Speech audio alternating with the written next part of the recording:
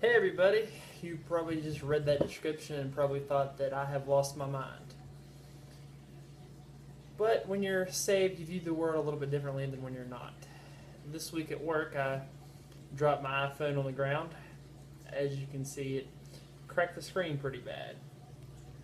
A lot of people are like, wow, that is terrible. I mean, it's no problem, I did get a new phone.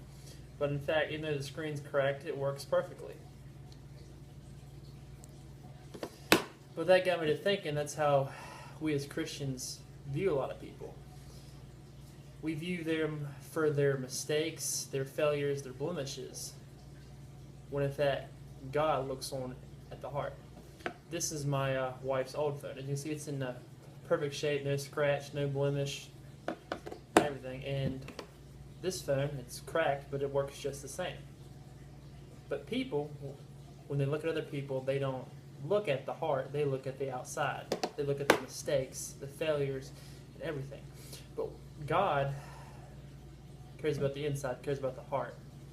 Doesn't matter what you are or what you've done, we've all fallen short of the glory of God. And the person that you're judging, you needed Jesus at one time as much as they do now. God is no respect of persons. So try to look at people more positively. Don't look at their blemishes, their failures, their shortcomings. Because on the inside, these two phones are just the same. Just this one had a rougher time. But what I didn't tell you was, this is actually my wife's old phone. And though it looks perfectly good on the outside, the battery's dead, so it's utterly and completely worthless.